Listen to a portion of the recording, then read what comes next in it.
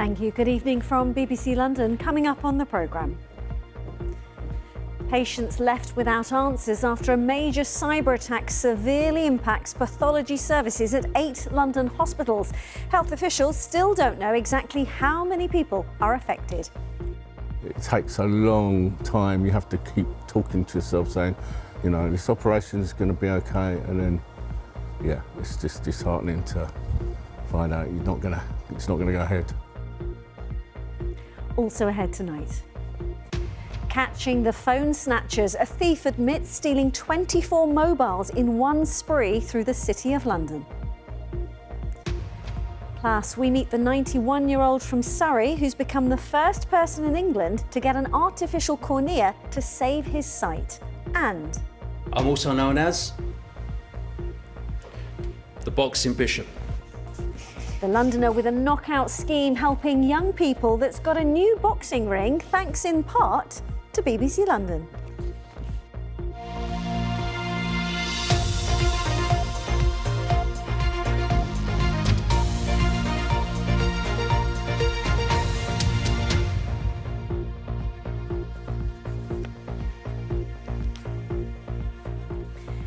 Hello and a very warm welcome to you. We start tonight with the latest on that major cyber attack impacting hospitals here in the capital. Cybersecurity experts believe Russian hackers are behind the attack, which has severely affected pathology services at 8 hospitals. The hack was on the IT system of a testing firm in South London, and 2 days on, NHS London still don't know the extent of the issue and exactly how many patients are affected. Here's our health correspondent, Carl Mercer. Gary Gemmell is at home in Hayes today. He should be in Harefield Hospital having heart surgery. The human face, if you like, of the cyber attack on London's NHS. It's hit pathology services, things like blood transfusions and tests. Gary was called on Monday night to be told his operation, planned for yesterday, was cancelled. I felt extremely frustrated and disheartened, really.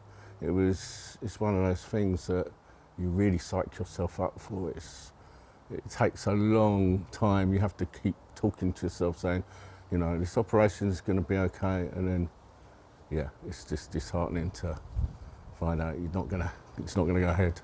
Another patient, Julia Hunter in Orpington, has had her pre-operation blood tests cancelled. I have been living with this problem, which is really quite painful and potentially dangerous, for well over a year now.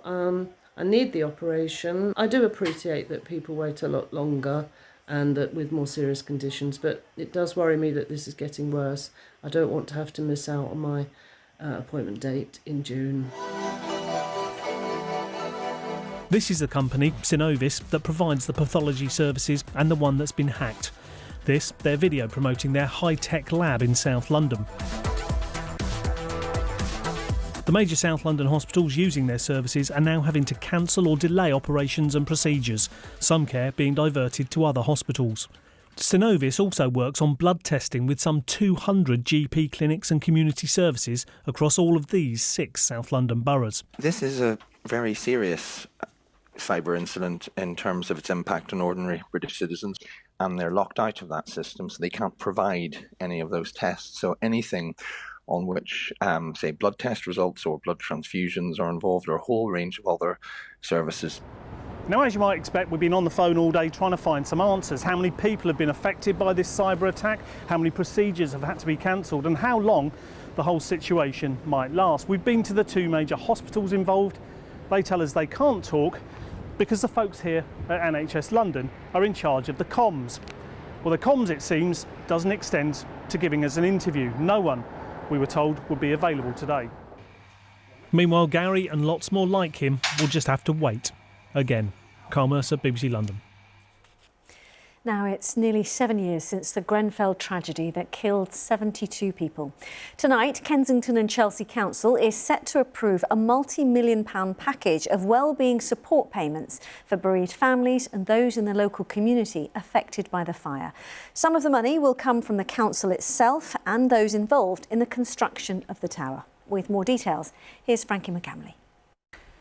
This latest payment being discussed by the council is part of the restorative justice element, which is meant to benefit the community affected by the fire at Grenfell Tower. The council has been tasked with dividing up the money, and to do this, it's been consulting with the community to work out how the money should be distributed and who gets what. So the future Grenfell support package, that's been split up into 3 groups of people: the survivors and the bereaved, people living within 500 metres of the tower at the time of the fire, and the local community. Now, the plan is to give the survivors the most. So the survivors and the bereaved would receive £7,000 in annual payments. They would also be given the option to have a key worker. So that would be someone who can provide some kind of support.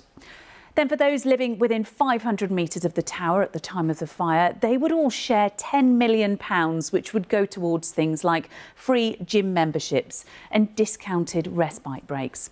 Another £14 million has then been earmarked for education and training in the local community. Well, a little earlier on, I spoke to one volunteer who's been working closely with those affected, and she gave her reaction to the plans. Well, it's not a huge amount of money. First of all, it's not new money as part of the ADR settlement. And secondly, when it's not a huge amount of money because it's got to be divided between 15,000 people. And so what the individuals will get will barely touch the size of what they actually need. And it's very re-traumatizing, the process, because you have to sit in meetings. Endless meetings and fight for every penny. So it's been a very toxic, kind of unhelpful process at a time when there's no closure at all about anything. Well, let's take a look at what the council has said in a statement. Under independent scrutiny, the council was asked to run a consultation with the community to determine the shape of the future support, which is funded by the council and others. It says we are grateful for the thousands of people who have shared their views with us. We are hopeful that the final models of support the community has designed will help support them in the years to come. But I do think it is important to note that this is still all part of the civil case. We are still awaiting the public inquiry's final report later this year. Police will then have 18 months to see if legal proceedings can be taken. So for some, 7 years on, they still don't have closure, and they won't for some time. Frankie McCamley with an update there. Plenty more to come before 7, including a knockout scheme helping young Londoners that's benefited from featuring right here on BBC London.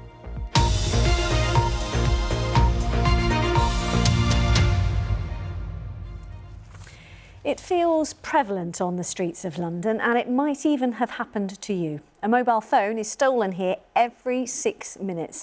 But thanks to some quick work by City of London Police, there's now one fewer phone snatcher on our streets. He pleaded guilty to snatching 24 phones during a spree in which he rode an electric motorbike at nearly 50 miles an hour to evade police in March. Alpa Patel has more. Behind the bus now, yeah, behind the bus.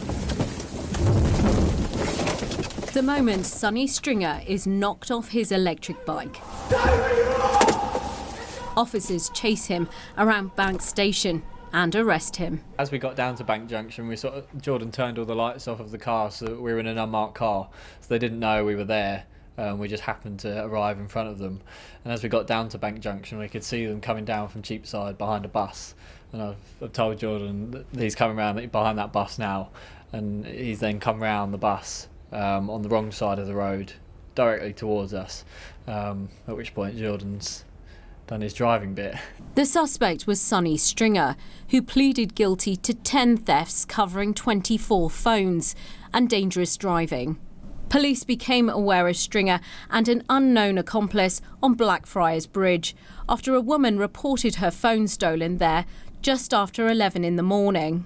Helped by the control room, officers on the ground chase the suspects, who narrowly avoid pedestrians and reach speeds of nearly 50 miles per hour.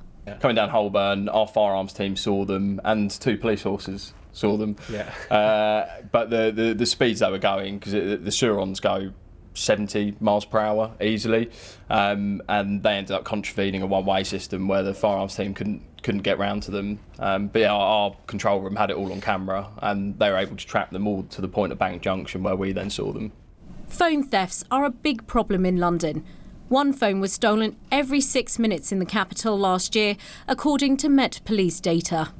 People just are unsuspecting. They're walking down the road looking on their Google Maps or on Facebook or some other form of social media, and they cycle up behind you on the pavement and take your phone before you're even aware that they're there. It's rewarding to stop someone with so many phones. Sonny Stringer will be sentenced in August. Alpa Patel, BBC London. The Metropolitan Police says Turkish organised criminal networks could be behind the drive-by shooting in East London, which left a 9-year-old in a critical condition. The girl, who was having dinner with her family, is fighting for her life after shots were fired towards a restaurant on Kingsland High Street in Dalston on the 29th of May. 1 week on from the attack, police have issued an appeal to the Turkish and Kurdish communities for information. This was a pre-planned attack. An attack involving a gun and a stolen motorbike, as we disclosed previously. We're very keen to appeal directly into any of those who might be close to those who planned or carried out the attack. People know something out there. There's a high degree of pre-planning here. If you're maybe a family member or a friend or a partner of those involved in this attack, please do come forwards to us. If you don't trust talking to the police, you can speak to Crime Stoppers, but really search your soul. Is your loyalty mean that you're going to cover up for someone that shot a young child? An appeal from the Met Police there. Turning to the general election, and as campaigning continues, today one of London's best-known political faces officially put his hat into the ring to stand in Islington North again. Former Labour leader Jeremy Corbyn launched his bid to stand as an independent earlier in a seat he's held for nearly 41 years. Our political reporter Susanna Mendonça is outside Islington Town Hall for us tonight. Hi, Susanna. Yes, Jeremy Corbyn came out of that building behind me a little earlier, and he was surrounded by supporters who were cheering. They were waving placards. Some were even singing. Now, he'd been in there handing in his nomination papers in order to confirm that he would indeed stand as an independent candidate here in the general election. Now, he was first elected as the MP here back in 1983. He was re-elected back in 2019 with 64% of the vote. Now, he was suspended from the Labour Party over comments that he made about a report into anti-Semitism in Labour, and he was blocked from standing as the Labour candidate here. Now, Labour have selected a different candidate, Praful Nargand, who's a local councillor. We did ask if I could interview the Labour candidate today, but Labour chose not to. I did, however, speak to Jeremy Corbyn a little bit earlier, and I asked him why he was choosing to run against the party that he once led. I was denied the right to be even considered as a Labour candidate. Many people contacted me and asked me to put my name forward. I've done that. I'm standing as an independent candidate. It's the same me, the same principles, peace, justice and equality in our society. And I tell you what, it's getting a great reception on the doorsteps. Some of your former colleagues say that the only reason that you became the MP here in the first place is that you were on a Labour ticket. Without that, you wouldn't have become the MP, you wouldn't have become well known, and so they think actually it's wrong for you to stand against Labour. What would you say to them? I think it's wrong when the Labour Party acts in a way of preventing people even being considered as a candidate and imposes candidates on constituencies where the local community, local Labour Party have no say whatsoever in it. We need democracy in our society and in our political parties. But is it a betrayal of the Labour Party by you? Absolutely not, quite the opposite. I was, of course, elected as a Labour candidate in 1983. I joined the Labour Party when I was 16. It's been my whole life. And so the way Islington North Labour has been treated, the way I've been treated, is not a good example of how things should be done. Now, there are other candidates standing in Islington North. You can see a list of the ones we know of so far. We'll have a full list at the end of the week. But another update, Faiza Shaheen, who was deselected by Labour in Chinkford and Woodford Green, has said that she will stand as an independent. She was deselected over posts on social media that were considered to have downplayed anti-Semitism. There are other candidates standing in that seat as well. You have the Conservative Ian Duncan-Smith, who of course has been the MP there for many years. You've also got Shama Tatler, who's the Labour candidate there, and a number of other candidates. We'll have a full list of all of the candidates standing in those seats and in seats across London at the end of the week once nominations close.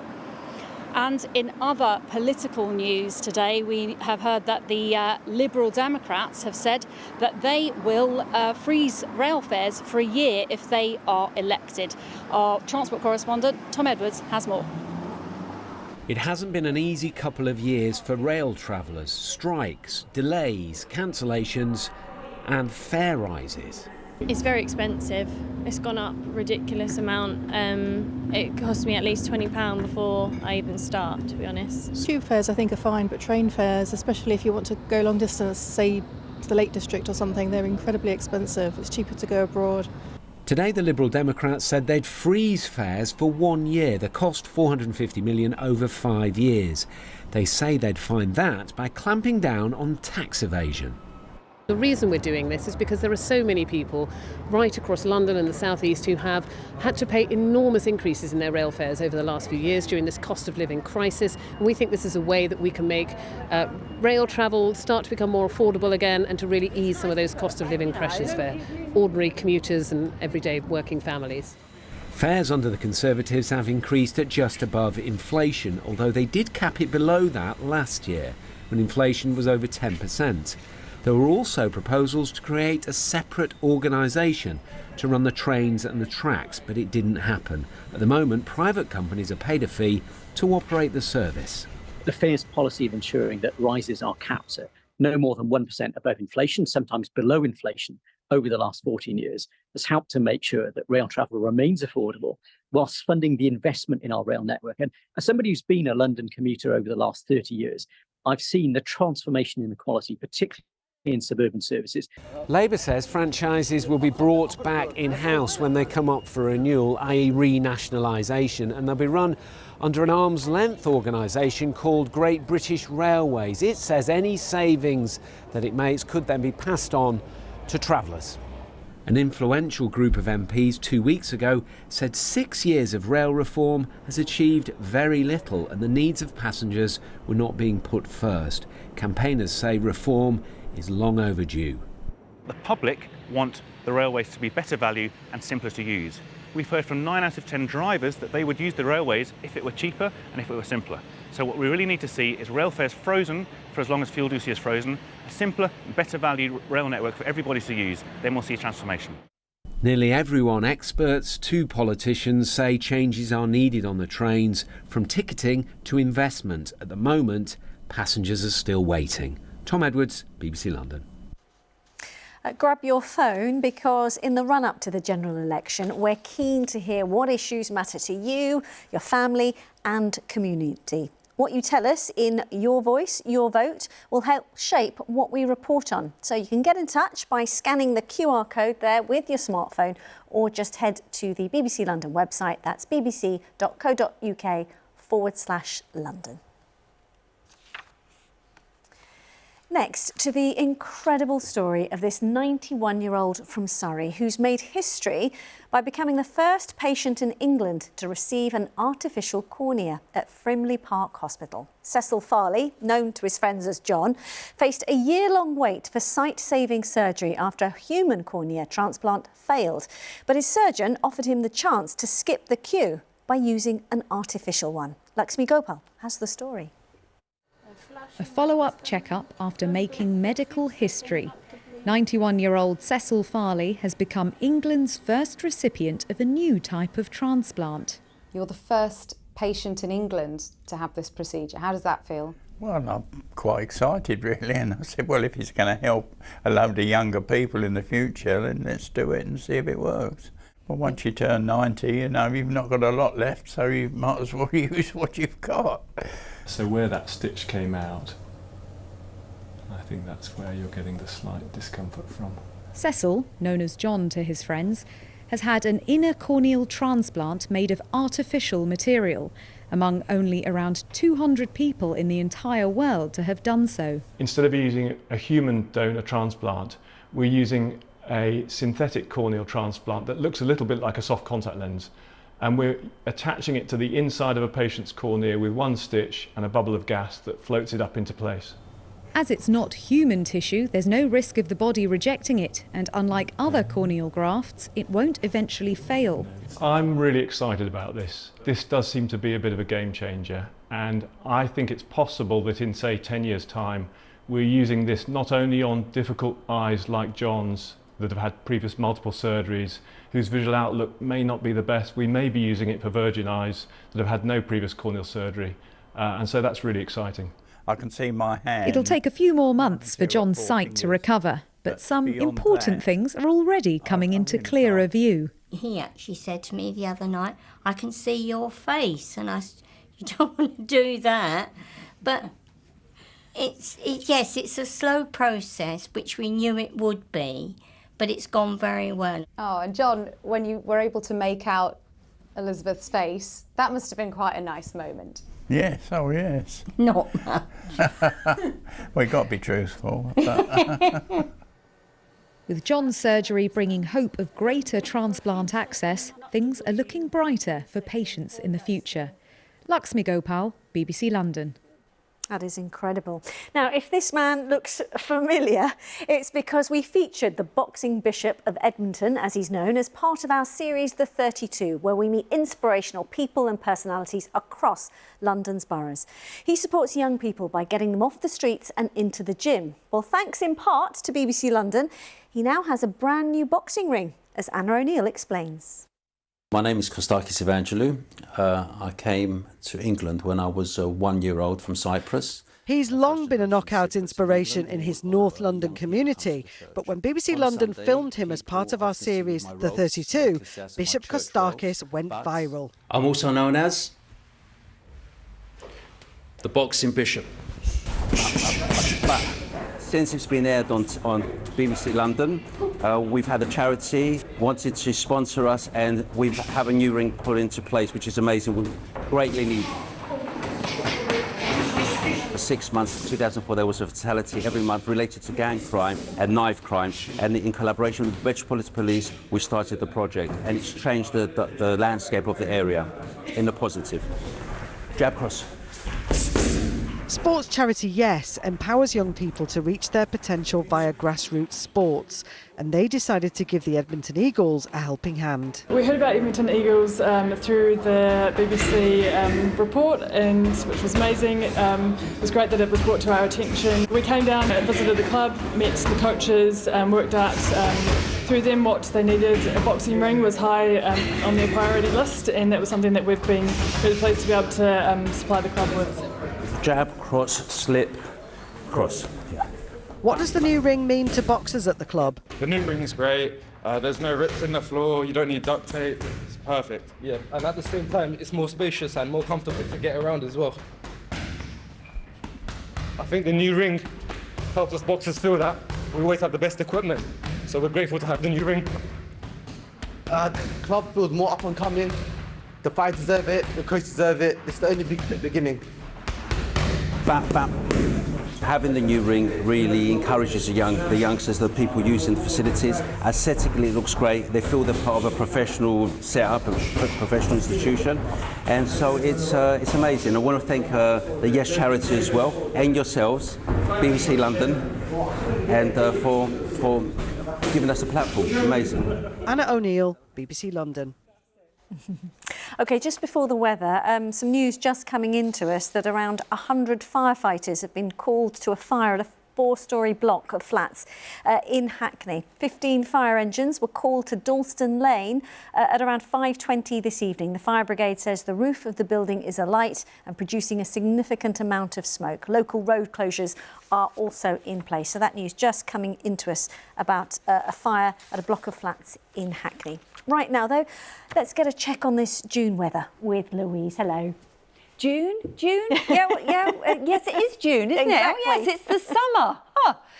You wouldn't think it, would you really? Particularly when you factor in the strength of the wind today, and it's been coming from the north, so it has felt on the chilly side. But at least we've had some sunny spells out there today. It'll be a similar story as we go through the next couple of days, in actual fact. But most of the showers today have certainly been across Scotland and Northern Ireland. Here it felt really quite chilly in those sharp showers and the strong winds. But for us, we kept some sunny spells throughout the day and it kept relatively dry. Now, we could see a few scattered showers over the next couple of days. Through the night tonight, quite a lot of cloud developing.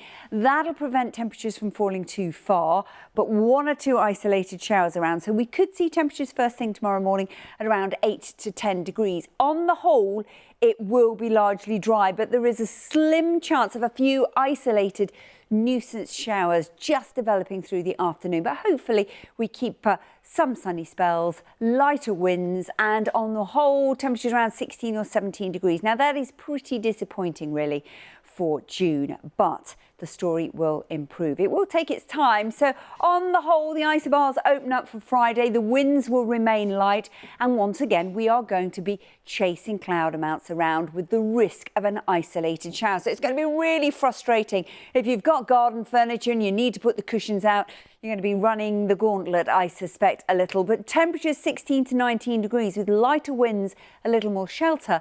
That should feel more pleasant. Now, as we go into the weekend and beyond, the low pressure eases away, high pressure will build, a northerly wind to begin with, but then the winds will change direction slightly. So over the next few days, it will dry up. We will see some sunshine around, and eventually, I'll get there in the end, it will turn just that little bit warmer. Riz. You've summed up how we feel. Thanks, Lou. That is it this Wednesday. Great to have your company. Tomorrow, on the 80th anniversary of the D-Day landings, which changed the course of World War II, we'll have coverage across BBC London on our website and radio station, and a special programme at 6:30. From all the team, have a lovely evening. Bye-bye.